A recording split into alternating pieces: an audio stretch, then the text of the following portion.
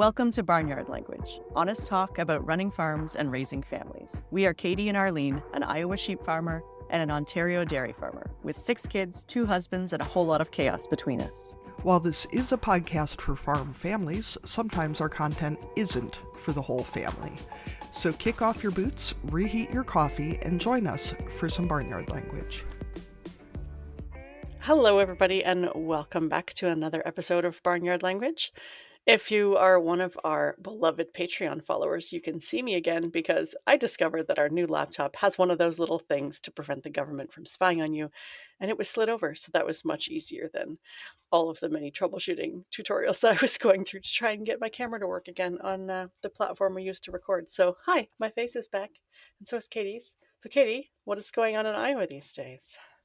Well, Arlene, I'm going to be filing for a patent on an anti-gradient GERT filter for my webcam, I think, because if you're a woman of a certain age, maybe even a man of a certain, maybe even any human of a certain age, especially if you come from a strong, German, Irish heritage, there comes a day where you start to really resemble your ancestors. Is there something specific about German Irish people who look more like their ancestors than others? Well, I can only speak for German Irish people. So the rest of y'all, I don't. You don't know what's going on with our family trees. There seems to be a level of, I hate to say genetic purity because that sounds a little German. that might be inappropriate. A little fascist. Some of us have less genetic diversity than others, and I believe that in those people, our resemblance to the genetic forebearers in our lives is perhaps stronger because it has not been diluted by non-Germanic Irish DNA, and it can be a lot. Let's put it that way. Got it. So, right. So you turn the camera on, you look like your aunt, is what we're saying. Yes. And my great aunt Gert was a lovely woman, but I was not anticipating getting quite such a blast from the past today. Also, there's some real strong lighting because I've turned my desk back to face the picture window so that I can see the bird feeders, which is delightful, but not great for lighting, for recording. But thankfully, a lot of you are just listening to the podcast, so it makes no difference. But if you want to see all of these things that we're talking about, come join us on Patreon. We would love your support. Yeah, you can get a good view of how bad the lighting is in my office now. Farm stuff. The girl child and I went to the garden shop yesterday, the local greenhouse, and made our annual contribution towards their family income, which was substantial. This is the first year one of the kids has gotten to go with me, and I found out that my daughter will name every plant that we pick out. Their actual names, or she's giving them human names for plants? Well, she's still that. Like, is she identifying them, or she's naming them? Mostly naming, not identifying. Got it. But she is less creative in some of her naming than the boy child is, so she names them, pinky, purpley, silvery, tomatoey, tomatoey 2, tomatoey 3. Got it, yes. Like when the barn cats are called black and white, or Blacky, whitey, Oreo-y. Everything ends in a Y, obviously. She brings home red pansies for my son, and he says, "This my Case IH plant. This my junior sunflower junior," because it's a short sunflower.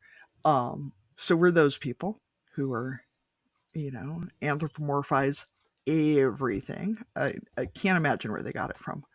Other than that, it's still too wet to be in our fields, at least because we run older equipment, but the pesticide application guy was here the other day mapping the fields, which was good because I thought somebody was just going nuts in a side-by-side around our fields, and I was like ready to call the sheriff, so I'm glad that I found out who it was before I called the cops, because that would have been embarrassing.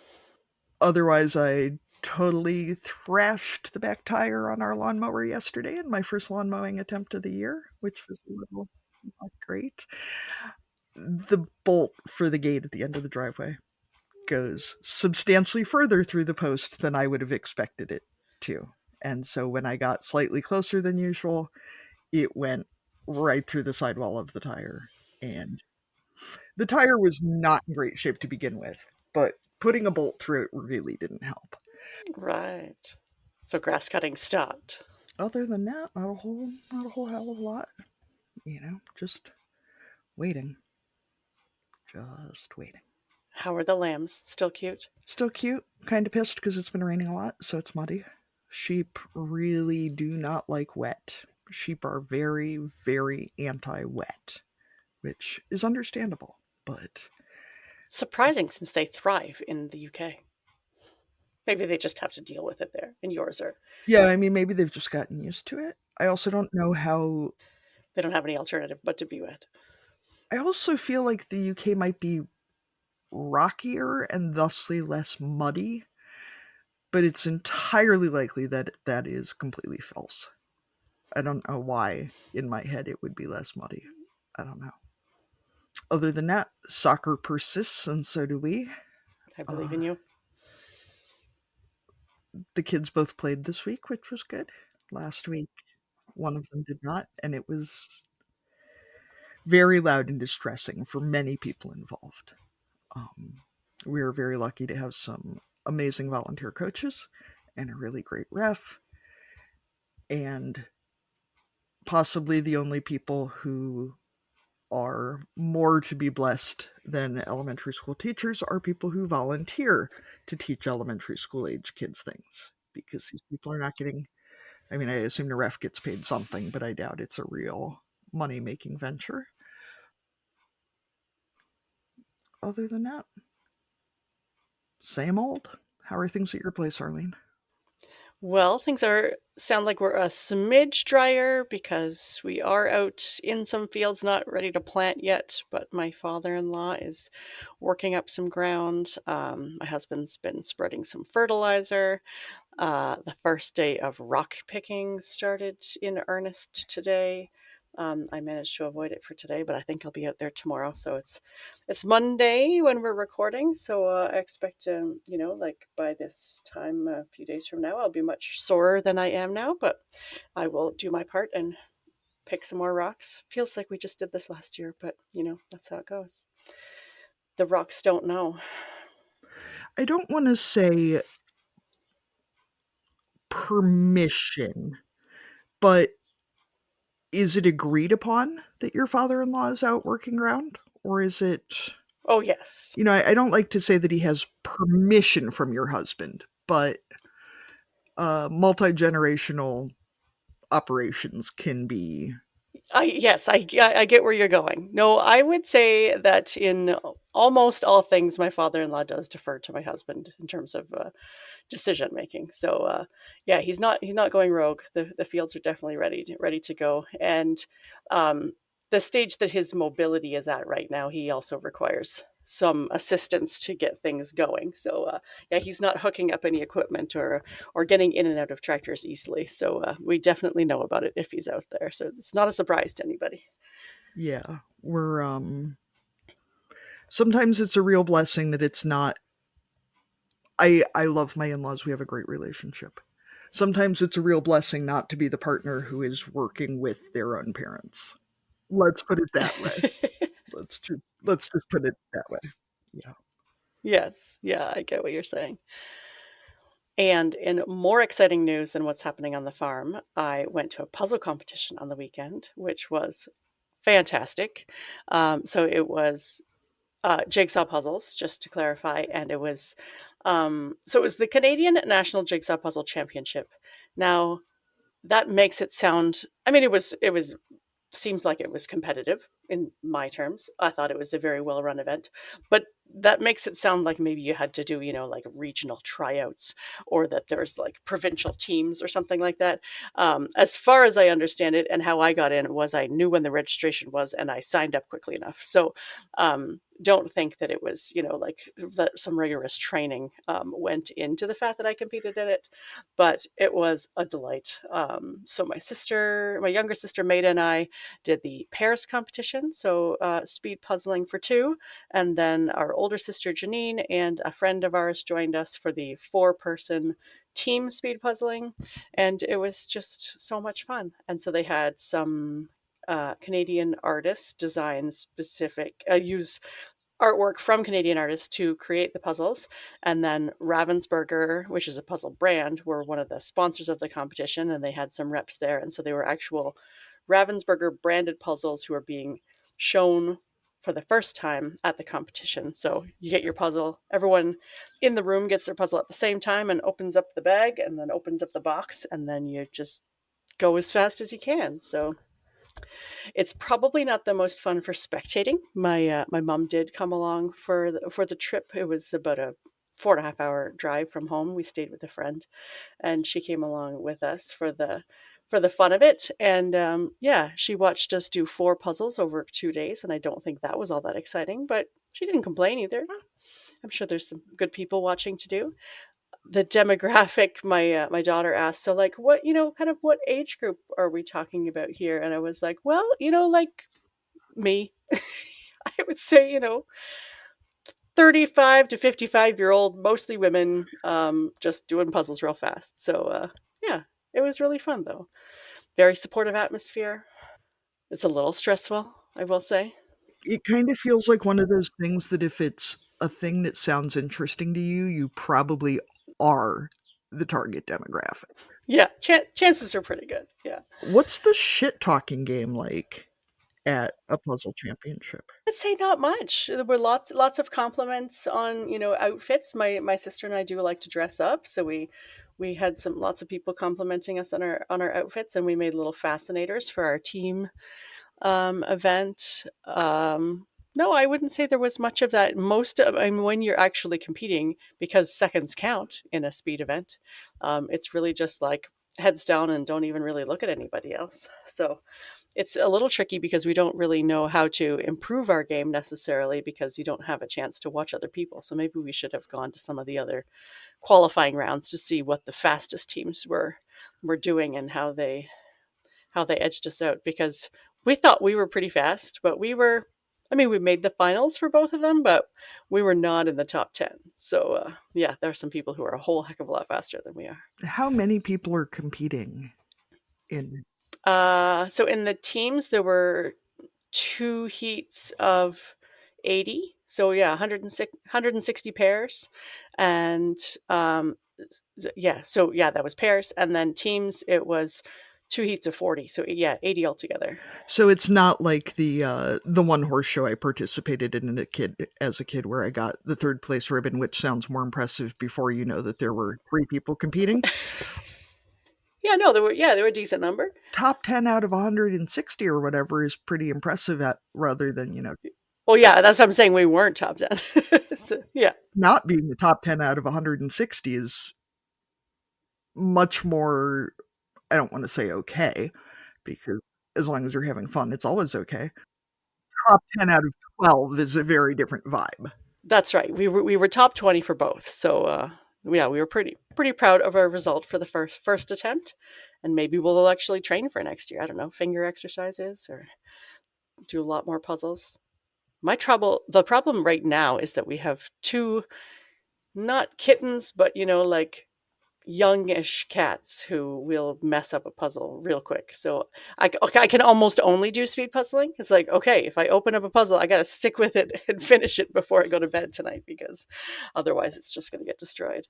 I really enjoy doing puzzles, but I am not in a things who live in my house slash brain space place in my life to do a puzzle with more than say 100 pieces, Sure. which makes the 5,000 piece ones kind of out of out of reach for now. Yeah, I don't think I've ever done a 5,000. That is a whole lot.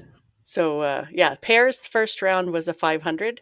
And then after that, we did thousands for all of them. So on Sunday, we actually did 3 1,000 piece puzzles during the course of that day. So by the time I went to bed last night, I was like, still felt like I was putting puzzle pieces together. That feels very yeah, like you might end up with blisters, or like puzzles have that weird like papery dust in the bottom. Yes, yeah. At one point, my sister was like, "Maybe I'm allergic to this stuff. I feel itchy." Yeah, there's that kind of like dusty stuff that comes from the pieces being cut up. Yeah, I feel like there's probably some like super secret hardcore puzzler trick for getting rid of the dust or something. Yeah, like a teeny tiny vacuum that does not suck up the pieces. I'm not sure how that works. I feel like this is the place to say that if any of our listeners are aware of someone who is A, egg related, B, parenting related, and C, competitive puzzling related, besides Arlene and her sisters, You're coming on. let us know. On that note, we're actually having my other sister on the podcast soon because my younger sister got on early. And so Janine has been feeling left out. So look forward soon to an episode where you cannot tell the difference between the host's voice and the guest's voice. Again, when are we going to have both of your sisters on to interview you? Oh, well, maybe another time. Anyway, on that note, we will have a guest that is not my sister for this week's episode. Let's meet her. All right.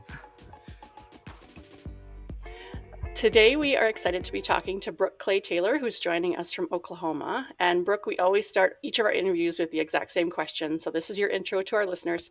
We always ask, what are you growing? So for our farmers, that's usually crops and livestock, but can also be kids and businesses and all kinds of other stuff. So Brooke, what are you growing?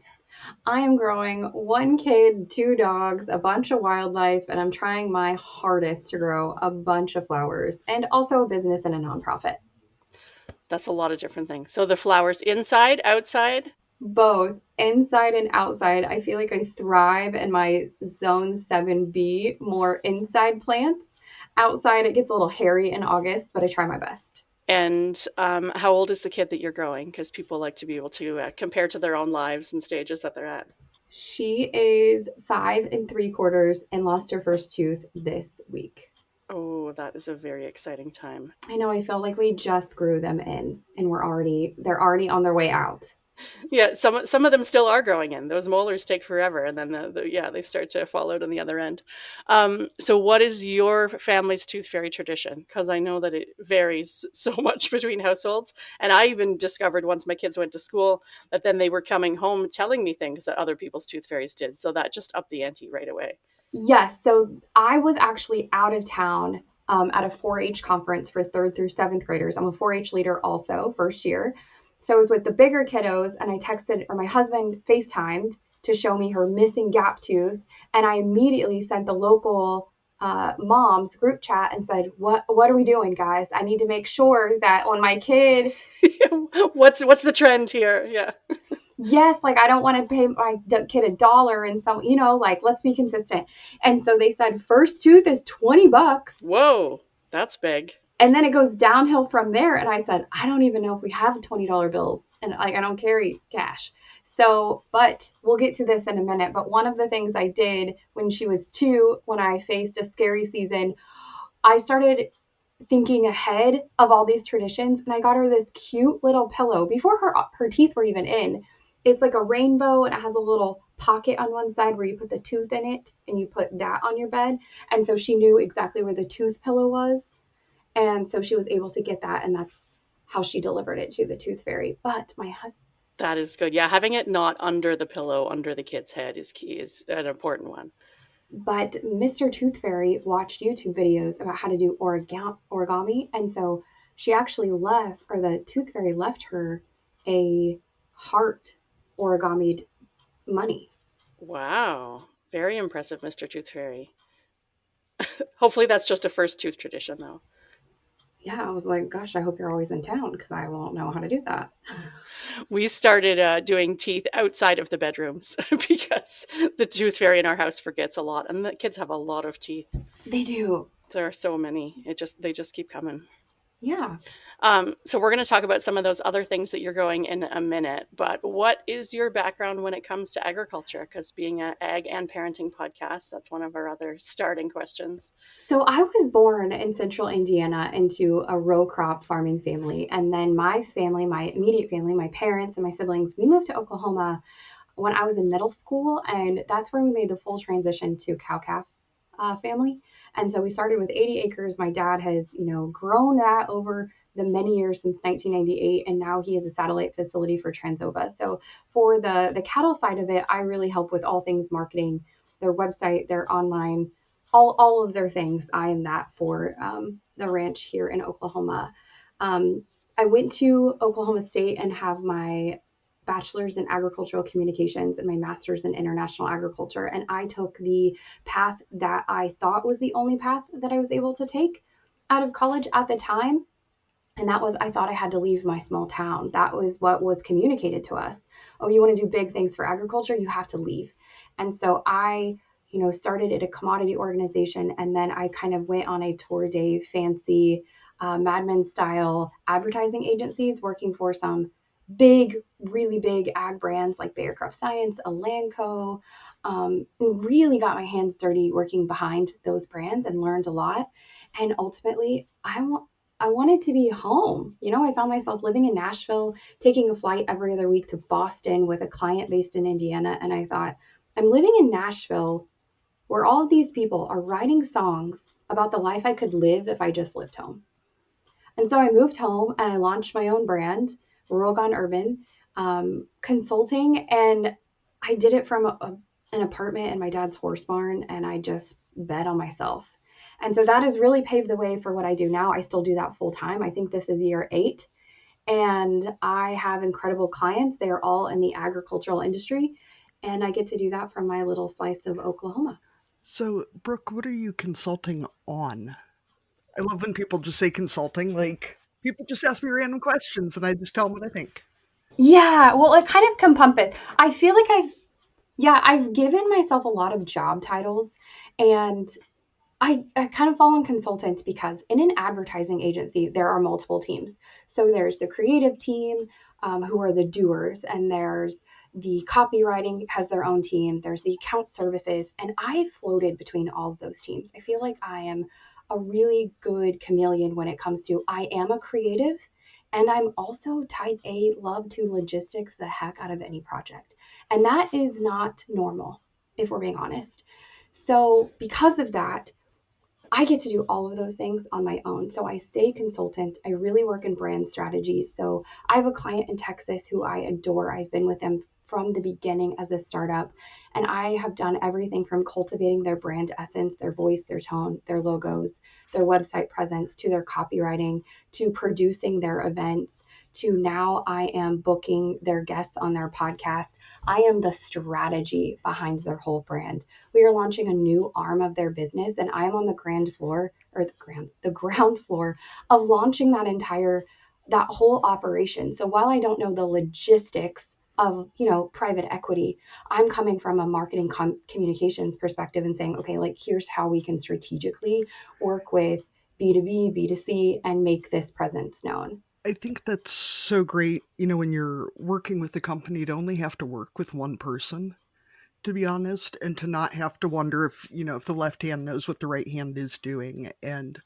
when you find someone who's got that right understanding of what your business is, like what the soul of your business is, to not have to try to like explain that to someone, you know. We actually had a conversation about that this week. We were working on a pretty big project, and I explained, hey, I'm not sharing this I don't want you to have a bumper sticker about me. And, like, I'm not trying to toot my own horn here, but just explaining the process. If you were to work with another team, this would probably entail at least 6 individuals. And while we do have some people that we outsource, let's say, proofreading and some of those things to have a second set of eyes, ultimately we have streamlined this process, and we have been a really good steward of our budget because we're not having meetings to have meetings to have meetings. We are just doing the work.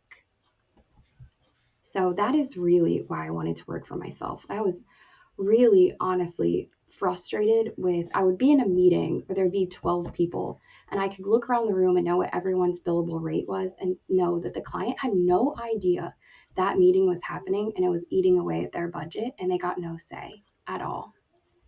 And sometimes those meetings are productive, and most of the time they're not. So are most of your clients agriculturally based, or are you just kind of all over the place? Yes, so I love working with ag based companies. Absolutely, that is what I love. What I've found myself kind of pivoting a little bit is that I now offer one on one coaching. And the coaching is not like what you hear on the internet. Like, it's hard for me to explain what this coaching is because it's not just therapy where we get on a call and we talk about your problems and we problem solve it.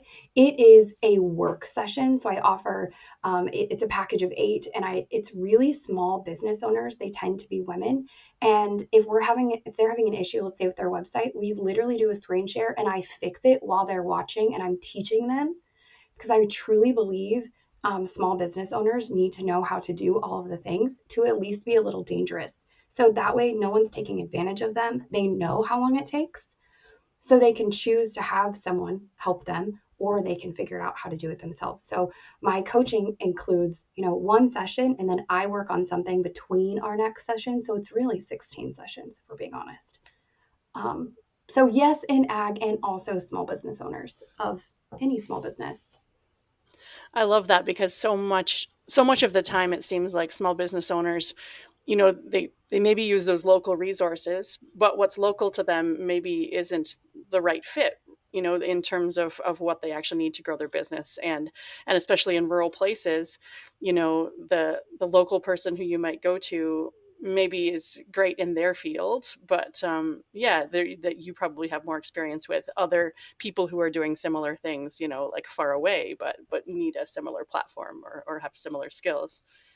I had a coaching session with one of my clients yesterday, and we were talking about the positioning of a new brand she's launching. And I was able to pull from my experience working with Smithfield Foods corporate many years ago and saying they built their umbrella this way. And I believe it would be a really great fit for you.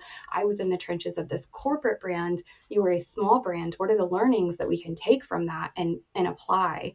And so I think that's where my experience is able to help these small communities because sometimes, we can't afford corporate strategy. Yeah, that's right. And our small town businesses now can be still be global, right? We can ship anywhere, we can talk to people across the world, but yeah, when you're sitting in your at your kitchen table, it doesn't feel like that.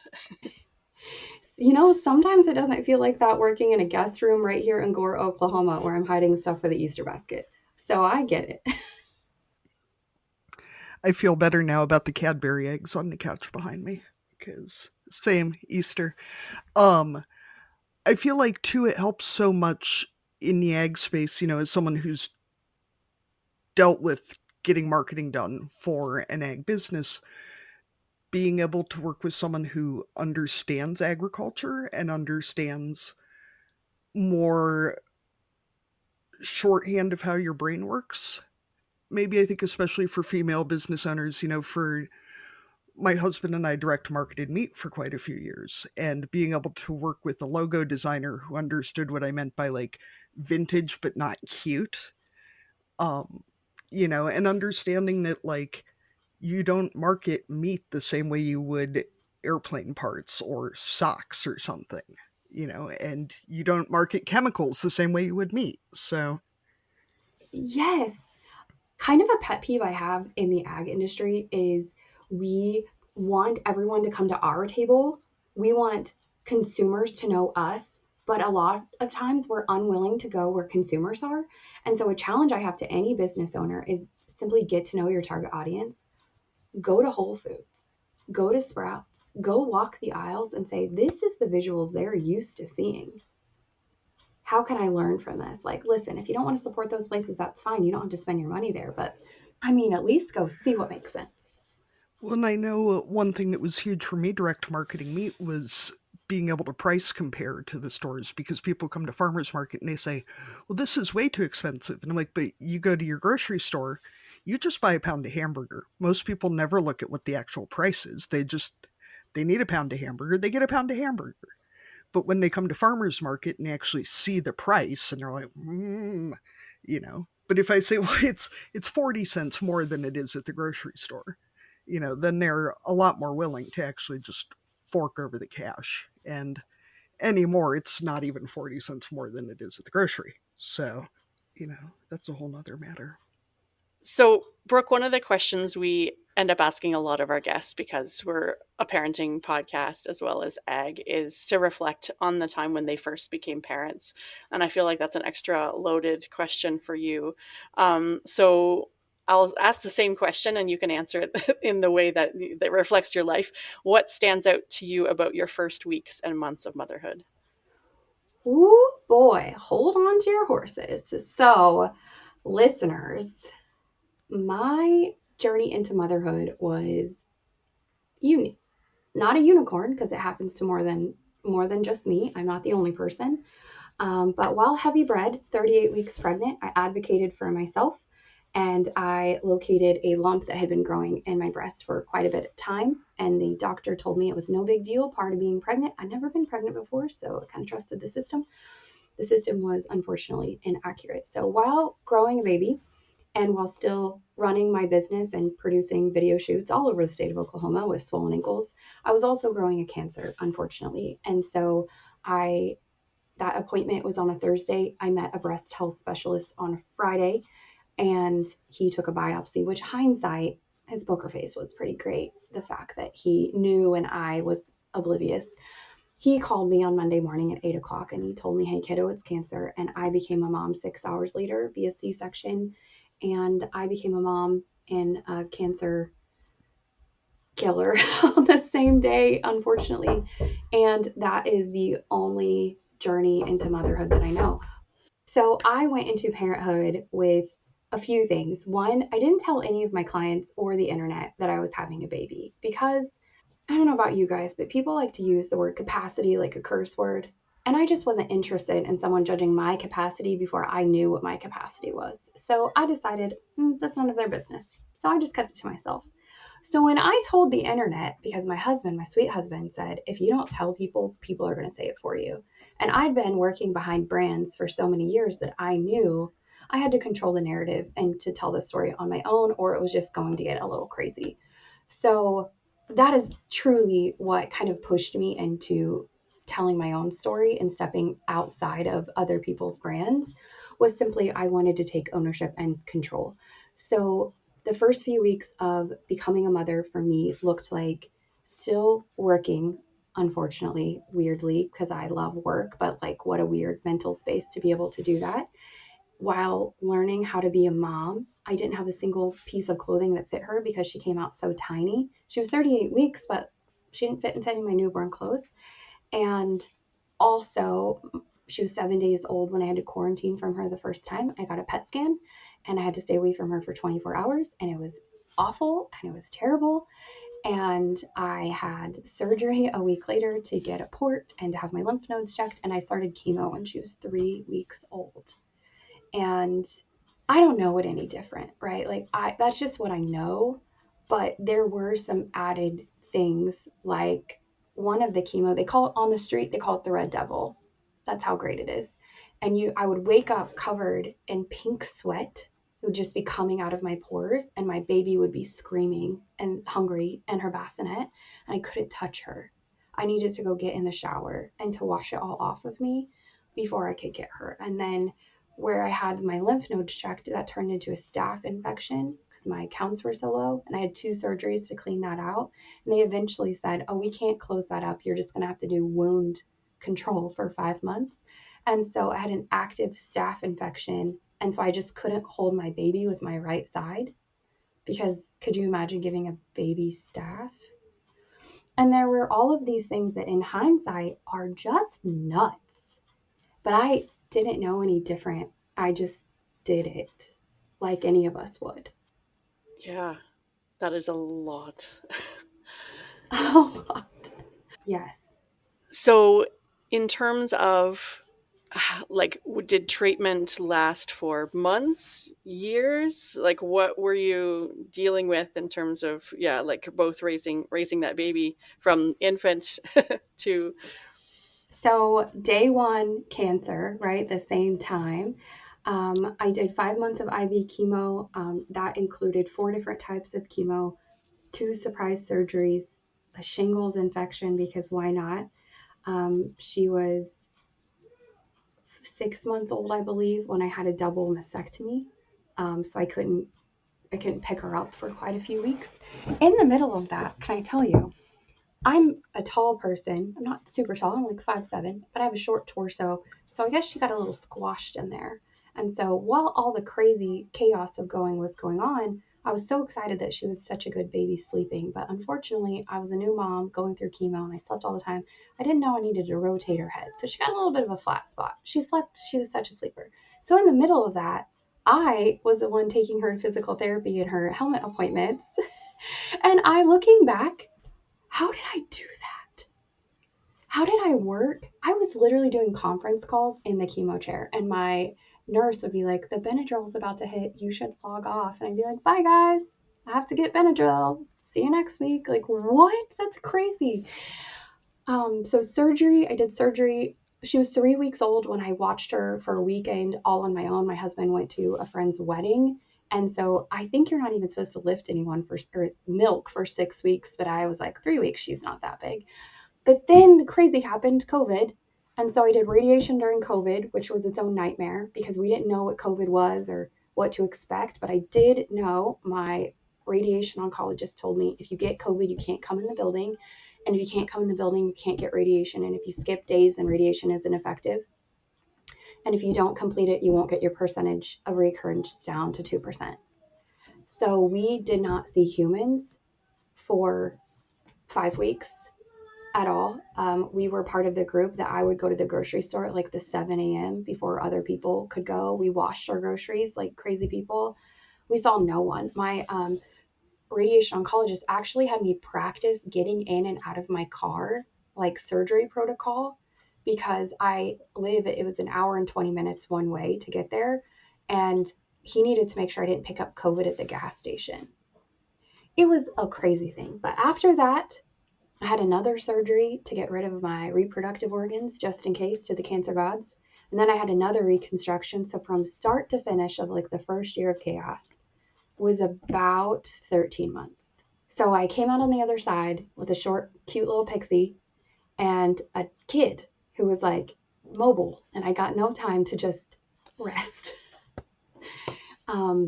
So a year, and then I got a year and a half of living with no evidence of disease before that jackwagon entered the chat again. And it was pretty ticked off when it returned. It was in my neck, clavicle, ribs, spine, lungs, and half of my pelvis. And I was given an expiration date of 13 months. Those are national statistics for someone with metastatic triple negative breast cancer, 13.1 months. And she was 2. And that was pretty crazy. And that was 3 years ago. Wow. Pretty crazy. Yeah. So round 2 with a 2-year-old, what did treatment look like that time?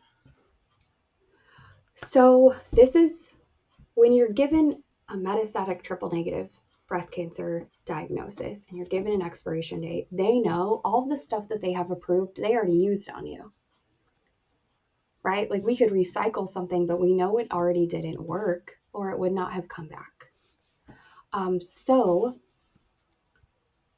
a layer to this was my father passed away from cancer when I was in kindergarten, which my child is in kindergarten now. So I know firsthand that this is my worst nightmare because I know what it's like to grow up that way. And so that was just this added level of why this is too much. But my dad graduated to heaven on March 11th, which is the day I was re-diagnosed, was March 11th. And it's also the day that the drug that I started on, which I am still on, was approved for my use, FDA approved.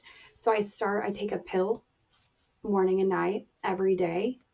And it's the only thing I've taken. It's called a PARP inhibitor. This is an ag podcast, so let's talk about science. I'm basically a GMO.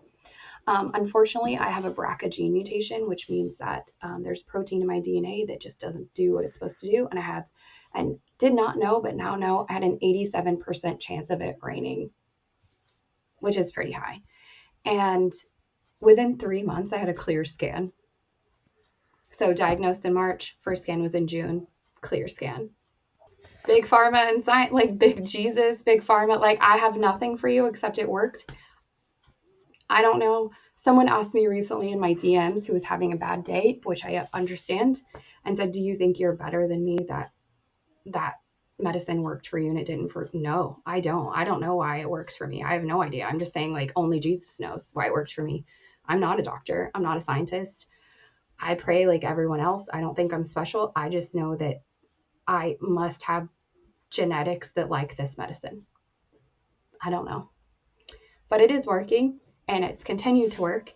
In fact, there's a new, 5 years ago, this wasn't best practice. There's a new blood test that they take the original tumor from 2019. They went and found it in what I like to think is like a tumor library. They went and found that sliver, found it, created a blood test specific for me, and then they took my blood and compared to see if there was any circulating tumor DNA compared that was the same, and there's not any.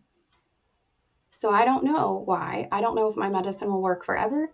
I don't know if I'll have to take medicine forever. No one's been here before. My oncologist doesn't know. Other oncologists don't. Like, we're just here and we're grateful. And it is scary. And it doesn't mean that it won't come back and it doesn't mean that it will. It just means we don't know. And I get to live and do podcasts with you and shoo my daughter into the other room so she doesn't find that Easter basket stuff. And I get to protect her childhood as much as I possibly can, which, if we're being honest, is way more difficult than you think. I did not consider what sharing my story online, how it would impact my daughter. It's very specific that people haven't considered. Can I talk about that? Is this weird? So, because I'm open online, and the reason I do that is because when I had a newborn and I was bald and I looked like Uncle Fester, I couldn't find anyone else who was bald and was willing to share that they looked like Uncle Fester. And I thought, I don't care if I don't look cute now. I was cute before. I'll be cute again. Look at me bald. That's fine. And I was okay with it. But because I've done that and because I've been open, people know that, like, they know me and they feel like they know me. And so they will walk up to me and their first thing that they will say is, "My mom had cancer and she died too, just like you have, and my daughter will be standing right beside me." And if you want to mean, like, I will mama bear you, I will not be kind, I will not be nice, because in that moment my job is to be a mom. It happened recently and I wasn't terribly mean, but I definitely said, "That's an interesting thing to say. My name is Brooke. It's very nice to meet you. This is my daughter, Elsie. We don't talk about those things." Because that's not fair. She's 5. She doesn't know. She knows her mom was sick. She does not know her mom is sick now because I'm not. And that's just a really weird thing that I did not know I was inviting into my life.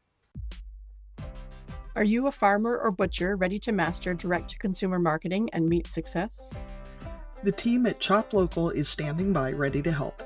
Sell your meat on the ChopLocal Marketplace. Check out all their free meat marketing educational resources at ChopLocal University. Hire the team to help you out or tune into their new podcast called Meat Success. And remember, there's more than one recipe for meat success. Let us help you fine-tune yours today at ChopLocalUniversity.com. Brooke, and I want to point out that I just set my crochet down because I'm like, that level engaged. This never happens.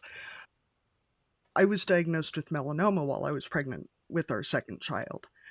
And the thing with melanoma is that, I mean, I had this thing, and I'm a pasty white Irish girl, right? Like, I've had a lot of things taken off my skin, and my doctor was like, "Oh, I'm sure it's nothing, but we'll take it off. We'll send it in," because it was growing fast.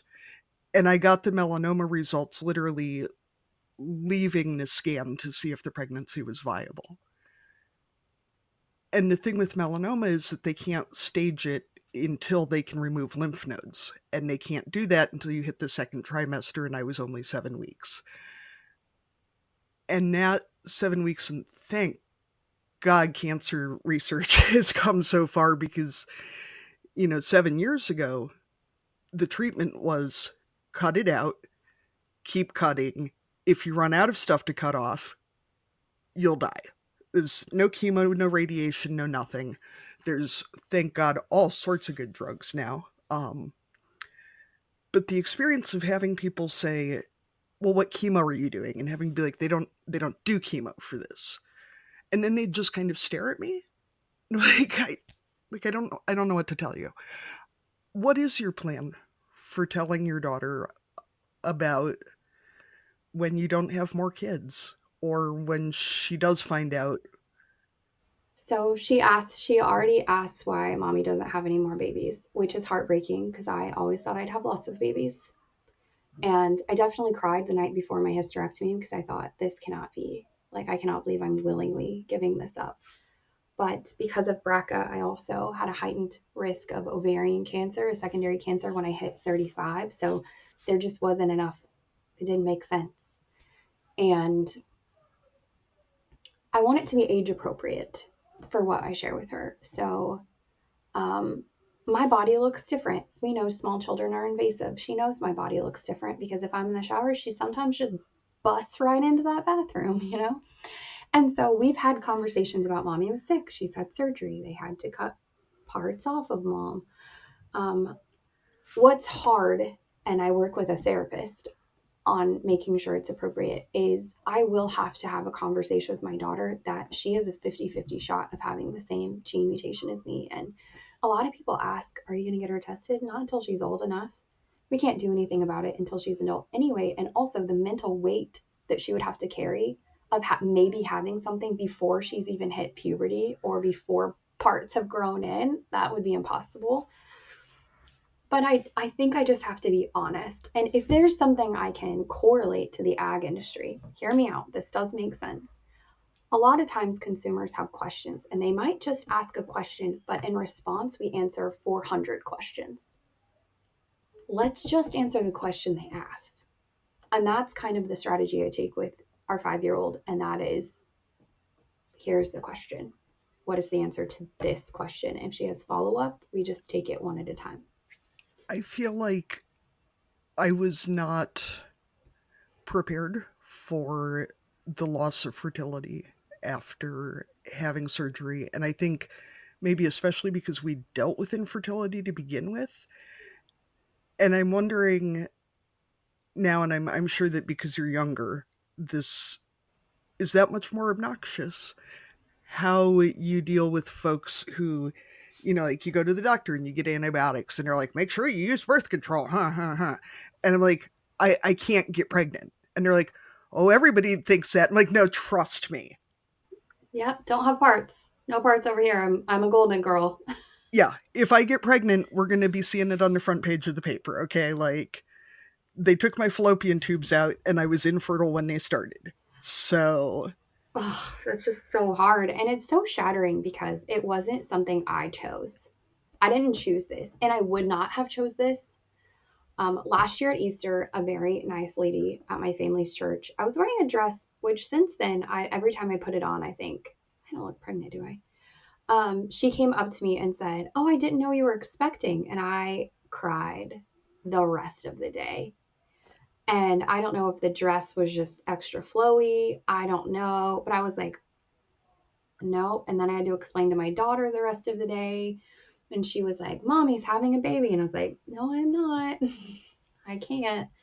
And I think it's just hard, you know, it's like I have a baby and she's perfect and she's wonderful. And also, I thought she would get to be a big sister someday. In fact, I think part of it was a strategy. I didn't know that I was going to lose my infertility while I was holding a baby, okay, like a newborn. I am a type 1 OCD type A person, and I washed and folded and stored all of her baby clothes for my second baby. All of them. And I kept them because I was like, of course I will have another baby. And then I thought, if I can't have a baby, maybe I could adopt a baby. We could. Maybe that's something we could consider.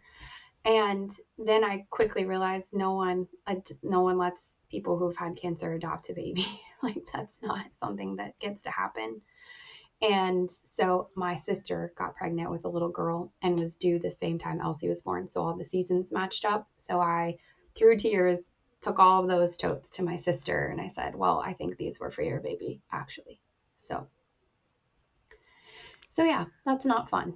And I hate that for any of us that have to do that. I'm wondering, one of the biggest things that I dealt with, and it's a lot of how this podcast came about, our daughter was 16 months old, and the doctor was saying the best option was to have an abortion and do the surgery immediately. That was the safest option, but they couldn't stage anything, so they were just guessing, which has got to be a horrible position for a provider to be in. Like it really must be. Um, but thinking about what legacy I was leaving for my kids and what they would know about me. Yes, so I have two things about that. So my medical records show that my provider felt a lump in my breast before I was even pregnant. So I grew that cancer before I grew a baby.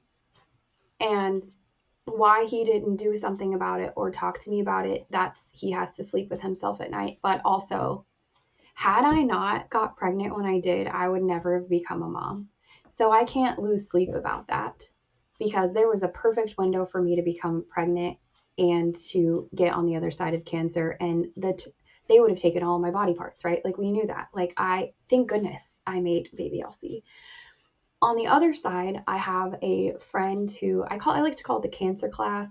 There's this weird thing that happens in social media. I think it's on TikTok now. At the time, it was Instagram, where it was like everyone who was diagnosed around the same time just kind of like found each other on the internet.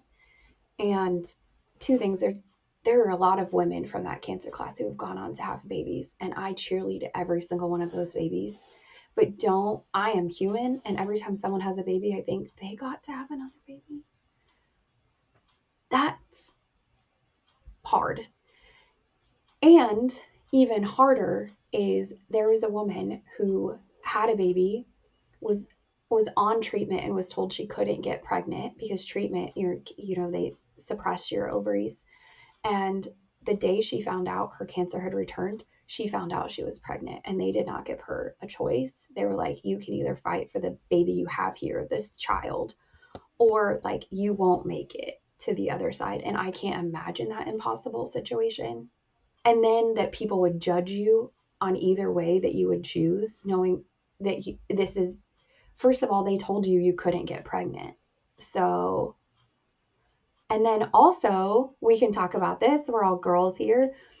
There is such a high divorce rate for women who have cancer, not men, women. And so every time I meet, they absolutely ask me about my sex life. They want to know if I'm having a healthy marriage, if they need to give us other resources. So they are encouraging you to be intimate with your partner while telling you you can't be pregnant or get pregnant. Like it's nuts out here on these streets. And I can't imagine that in any way. And as part of this conversation, too, it just is wild to think that then we try not to talk too much about politics on this podcast, but I'm going to go there, that then we would allow politicians to be involved in these heart-wrenching decisions between doctors and women and their families, that somehow someone. And things happen so quickly. Exactly. Yeah, there's no time to appeal or talk to judges or like do any of that stuff. Like these are decisions that women and their doctors should be making and nobody else. Arlene, I'm glad you went there because I was going there real quick. Um, Brooke, the state of Iowa was trying to push through a 6-week abortion ban when I was diagnosed, and And you said you were 7 weeks, right? At that point. I was 7 weeks. And from a personal standpoint, I would love to never hear that anyone ever needed or wanted an abortion ever again. I think that having to abort a baby, being put in a position of having to make that choice, is a horrific, horrific thing. I still think people should have full fucking access because the audacity of the state of Iowa to think that they had a better idea of what I should do with my body and my health and my safety and my family when I had literally 25 doctors consulting. I ended up at Mayo Clinic to have surgery done, and the state of Iowa thought they would just know better. Yeah, that they got a vote. And they not even a vote. Well, I think it's just so interesting that to simplify it, when you're in high school and you think there's no way I'm prepared for college, and like you can't explain to a high school kid what college is like, and you can't explain to someone what marriage feels like to someone who's not married. Like I can't explain to someone what it feels like to be 38 weeks pregnant and have someone tell you that you have cancer, but we also can't tell you how bad it is because that baby is still safe in your womb. And the only way we can find out is if that baby's on the outside and you're just want to like the impossible situations we can't explain. Like don't tell me that Jesus wasn't part about that day because that's the first person I talked to, you know. These are impossible situations that like no one can know what that's like. Oh my gosh, I'm so sorry. Like that is just an impossible situation. And also like I am so close with my oncologist. When my like I pray with my oncologist. Like this is not a black and white. Like this is it's messy and it's hard. And I like to say, you know, earth is not the good place. It isn't. It's not supposed to be. Heaven is the good place. So like we can't expect perfection here on earth because it doesn't exist. And so from that point of view, like I understand that it's going to be hard, but sometimes, man, it's just impossible. I have a friend I'm texting right now, a girl from my hometown who is going through a cancer diagnosis. She is in the trenches of it. And I tell her all the time, like, this is impossible. They are giving you impossible things to navigate. She has two young children. She is a rancher. She has manual labor on her plate, and it is impossible. Nothing about this is supposed to be fun. It's gross and messy. It sounds like you're in the same position I was too, that if you hadn't gotten pregnant, because tumors do grow so much faster when you're pregnant because your body's like, grow everything, grow everything. Yeah. Yes. Also, mine wasn't hormone driven at all. Isn't that wild? That's so weird. Because I mean, my melanoma basically, I mean, it pretty much literally exploded, which is why I had the doctor look at it because it like started bleeding and got all weird, and I was like, "What is this thing?" Like, huh? Um, but talking about if you hadn't gotten pregnant when you did,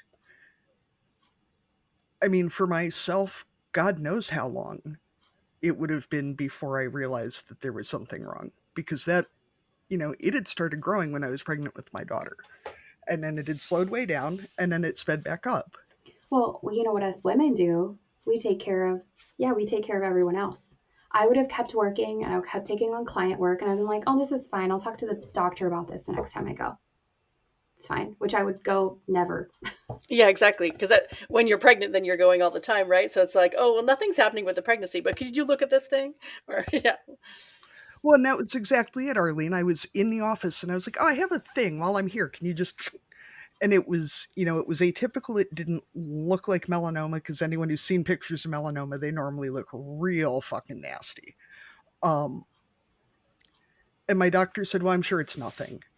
And then later she told me she had another woman come in, to our small rural clinic who was also pregnant and also ended up having an atypical melanoma that she said I would have never looked twice at if I hadn't seen yours, because she was like, it was just a thing. Like, it doesn't happen. But here we are doing the thing. Um, how do you resist the temptation to explain to your child they're a fucking miracle and they ought to act like it and be better? Because my son has apparently not gotten a memo about acting like a precious angel at all times. Yeah, I say to her, I made you from scratch. And like my husband knows what that means and I know what that means. She doesn't. But I think one of the questions that Katie started to ask one of the times she popped in was about legacy and how you look at kind of before we even started recording. You talked about like buying the tooth fairy pillow when she was a newborn because you're like, well, maybe I won't be there, like the realization, and especially having lived that as a child yourself, like that must make that extra real. So what are some of the things that you've done to kind of be intentional about legacy? launched a whole foundation. So here's what I know. If I were to graduate tomorrow, especially when she was 2. If I were to graduate, people, hopefully I've changed this, but I knew with certainty that people would do the thing we all do. They would tell her how perfect I am. They would say, Mom was a D1 homecoming queen, and Mom owned her own business, and Mom traveled the world, and Mom went to all 48 states. I'm missing 2 if anyone wants to sponsor. And Mom was this, and she was so great, and Mom was beautiful, and Mom was blah, blah, blah, whatever. What a hard shadow to walk in, to be told your mom is perfect. And now everyone's judging you by that, or at least you feel like they are. And I didn't want that for my kid. I wanted her just like, because I know I don't care about her graduating from, I care, but I don't care about her graduating from college. I care about her doing something she's passionate about in life. I don't care about her having her first boyfriend. I care to be there the day that she gets her heart broken, you know? And so we launched this foundation simply to provide this legacy that hopefully Elsie can't outrun. And maybe she runs the foundation someday. Maybe it's just a thing that makes her feel great. But what we do is I looked at 3 hard seasons in my life. One was my high school counselor told me I wasn't smart enough for college. Ouch. That's so rude. I know, brutal. Some people really ought to get new jobs. That's all I'm saying. Right? So I was a first generation college student, and I have 2 degrees, a homecoming tiara. And so we give scholarships to gritty and hardworking young women in rural America who we don't care about their GPA. We do not care. Like, we want to know that you're out here doing the hard stuff to pursue your dreams. And we want to cheerlead you. The second is I launched a business from an apartment in a horse barn. We are looking for women who are betting on themselves. And can you imagine if you were starting a business from scratch, if you were to get a $5,000 grant and the whole purpose was to invest in your website or your marketing or product photos or something to that nature, like not your infrastructure, but like your marketing? That would be a game changer. Game changer. And then we do what I call love bombs, and that is um, so there's the foundation of this legacy. But to explain love bombs, I have to tell you the thing you asked about is like, what legacy am I leaving physically behind? So the summer after I graduated, or after I was re-diagnosed, there were a whole incredible group of humans who showered us with monetary gifts for me to create memories with my family. And we did the most insane thing, which I understand is insane, but I also was told I was not going to be here. You know what I'm saying? So we went to New York because my child loves New York. She was 2. Of course, she loved New York. She likes pets. And we went to the Lion King, and we went to a Mets game, and we went to a place called Tiffany's you may have heard about. And to this day, she does not remember, but high school graduation, college graduation, wedding gift, and first baby presents are all wrapped up in little cute little teal boxes with little white bows. And I want to give my child those on those days. But if I'm not here and she's looking around the room for, man, I wish my mom was here, she will have these things, these that we did together. And listen, I hope she still loves those drop earrings that she picked out for her wedding. But if she doesn't, like, that she picked them out herself and we did that together, and there's this proof. And I have this box in the hallway that's hidden, and every time after a holiday, after Easter, I will go buy like a whole stack of Easter cards, and I keep them for every holiday. And it will be so annoying and so just insane that it'll be like Christmas, and where's the card from mom? Like, I will still be here, and like, she won't be able to outrun it. But that's where the idea for love bombs came from. So we give women gifts to be selfish with. They're not for medical bills, they're not for gas. Like, I know that that is expensive too, but we are gifting women this gift of changing the generational trauma in some small way. And these women are doing cool stuff. Like, if you think about it, like on your phone, like, how many photos do you have that no one's going to log in and print them? No one's going to do that if you leave tomorrow. So some people have printed photo albums, just gotten all the proof that they were their kids' favorite people. One woman, they had to give away their Taylor Swift tickets because she had chemo treatment. Can you imagine? Like, that was such a big cultural thing for young girls. And she wasn't able to take her kid to Taylor Swift, but she did take her on like a magical trip instead. One mom did take her kid to Taylor Swift, but that was early on in the tour before the tickets were expensive. And these women, not all moms, women are just making, they're prioritizing their family for this small moment that has nothing to do with being sick. And I know for certain at least two women took trips with their families, and they're the last trips they ever took, which is pretty cool. Yeah, I love that. It's kind of like a Make a Wish Foundation, but for the mom. Yeah, but for women, yes. One woman, she wanted to show her young boys that she is strong and healthy and safe. And so with her love bomb, she like redid her home gym so that her kids could see that she was physically healthy and taking care of her body every day. And I thought that was so cool. Like, these are just cool things that women are doing. So when you ask me about my legacy, it is the foundation. I want Elsie to know that yes, I was a homecoming queen, and someone told me I shouldn't go, and it was hard. And at one point I had 3 jobs to pay for it. Like, it was at the same time, like, it was hard, and it was also awesome. So how, as a foundation, are you raising money to do beautiful things? Oh, girl. Yes, so it is hard. It's hard out here. I've never had to raise money in this way before, right? As a business owner, you provide a service, you get a paycheck. A foundation is so different because I'm asking people from the goodness of their heart to LCJ. Does Elsie want to tell us some of the ways that you make money? I'm talking about the brave and strong women. I want to stay with you. Do you want to? Oh, yes. Okay. Elsie, can you hear me? Can you put this in your ear? Yeah. Hi, I'm Marlene. I'm the one who's from Canada. Yeah. I've got a question for you. I was wondering, how do you and your mom make money so that you can give it to other people through the foundation? So we have a golf tournament. That one's really fun. And we just had what was the one where you wore the fancy red dress?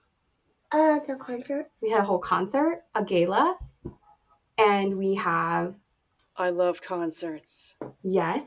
And what color was your dress? Red. And who sent you new boots? Um, Macy Bean. Macy Bean sent her some boots. What? Now, this dress, when you spin around, did the skirt fly out? Did it twirl? Yeah, it did. And we have been so lucky for the past few years that they just changed names. Heritage Tractor out of Illinois. They were Prairie State before that.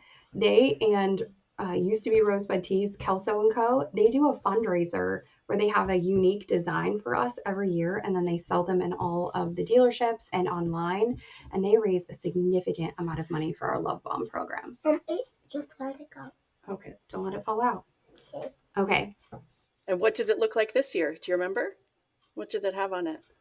No. Uh-oh. Oh, this one said, I'll tell them. It said shuck cancer. Oh, what does that mean? Did it have a corn? Did it have a corn cob on it? Did it have a corn cob on it this year, Elsie? What? The t-shirt. Yeah, it did. It was pink with a big corn cob on it. One year it said this is my crop top. Nice. And that was good. And then what was the other one? Grow through what you go through. Mom, let go. Which I don't honestly always agree with. I do agree with the meme that said, I didn't learn anything from this, but I am funnier. Yes. Yeah, you don't have to come out better. No, sometimes you just got to do it. Yeah. Uh-oh, I'll take this. You go play. Oh, you're going to hang out? Sometimes the growth happens whether you want to or not. Exactly. Elsie, another question we sometimes ask people is we talk to a lot of people who have kids who live on farms. Do you guys live on a farm? No. We go to the farm, though. No. But do you have grandmas or grandpas who live on farms? Opals is a farm. Opal's at the farm. Yeah. And what do you like to do when you're on the farm? I don't know. You like to check cows with Pawpaw? Yeah. Elsie also has her own cows. Yeah. Do you have jobs to do? Ooh, what kind of cows? Farmers need to know these things. Angus. Angus. They're her college cows. Every year her calves go, where do they go? I don't know. The Silborn. Yeah. And then what do we do with the checks you get from the sale barn? I don't know. Where do we take them? I don't know. Your college account. You maybe you put them in the bank or under your pillow. Hey, do you know where you're going to go to school? They would probably like to know that. What college do you maybe want to go to? Oh, a little shy today. That's okay. She's already thinking about it though. Oklahoma State. Say go Pokes. Go Pokes! Oh, now she's not shy. Uh-oh, I know those aren't for your ears. They're for mama ears.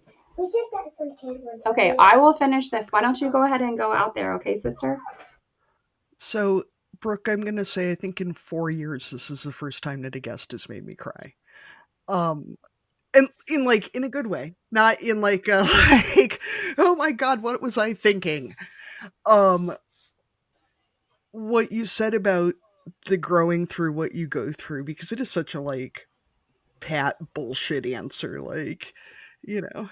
My other one is like, God only gives his toughest things to his biggest soldiers or whatever. And it's like, I don't want to be a tough soldier. Yeah, can I opt out? Like, Yeah, no thanks. Can I decline? I do feel like it made me so much more able to tell people what I need and to be very, very clear about that. Some days more than others, but I know when I had the surgery for my melanoma, I went back to the recovery room and one of the nurses came in, with just like the little ultrasound, the little portable one, and she couldn't find my son's heartbeat on that ultrasound. And, for the baby, the biggest risk of the surgery is the anesthesia. And she couldn't find his heartbeat. And she goes, "Oh, I'm sure he's fine." And tried to leave. And I was only 14 weeks. Like, I couldn't feel him moving yet, because he was still like this big or whatever. My husband said he could hear me from the other side of the ward. Um, and when I don't think he was actually the director of the Mayo Oncology unit. I don't think they got quite that far, but whoever it was somebody's boss, came and found that baby immediately. Because, "Oh, I'm sure it's fine," is not a word we use anymore. And that is, we're not those people anymore. Yeah. There are people that are shining lights in this difficult journey. Like, for example, when I had a staph infection and I thought I was just coming in to get the shot that helps your boost your white blood counts or whatever. And I didn't know that that was happening. And my nurse was like, "Is your husband? I know your husband's in the parking lot. Is he out there with that baby? Bring that baby in." And I was like, "No, you guys said no one under 16." She said, "I do not care. Bring that baby in here." So she's like, I'm in there getting fluids and that there's that. And then on the flip side, there's someone who's not great. And, I had to get this shot once a month to suppress my ovaries. And this lady was like, "Have you been doing your stretches for your C-section scar?" "No, miss ma'am. I've been changing diapers and like using a lint. Yeah, like using a lint roller on my head to pull out the baby hairs. No, I haven't been doing what stretches are you talking about? No one's talked to me about stretches." Anyway, you know what I'm saying? Like, read the room. Yeah. Katie, why don't we get Elsie back in for our last question because she might want to answer it. All right, so Elsie, the one question we ask everybody who's on our show, and I think you are the youngest guest we have ever had. So, Elsie, if you were going to enter a county fair and you could enter to win any category you wanted, so it could be cooking or it could be sewing or it could be animals, or you could just make something up that you are so good at that you would crush anyone who tried to compete against you, what would it be? Maybe a picture. Oh, art. Yeah. And would it be, do you think you'd be painting or crayons or pencil crayons or what's your favorite way to make pictures? Well, I use everything that I can make art with. All of it. Oh, yeah, use everything in one picture. Do you have anything in particular that you really like to draw or create? I just like to make pictures up. Yeah. I love that. Now we're going to ask your mom the same question. If you were going to enter a category at the county fair, and you can make it up if you want to, what do you think you would dominate at, Brooke? Oh, goodness. That is a hard one. Maybe like a scrapbook. I usually do digital scrapbooks, but I feel like I could do like an old school scrapbook sitch. So I'm a first year 4 H leader because this is my little clover bud. My grandma was just the grand marshal in a parade in central Indiana because it's the 100th year of 4-H and she was the oldest living 4-H'er. Anyway, we come from a big 4-H family, like I'm sure you guys do. So our county here in Oklahoma is not a big 4-H county, and so we have a goal of having the club with the most 4-H projects this next year. It is our biggest goal. Oh, that is a good goal to have. There'll be lots of ribbons to go around.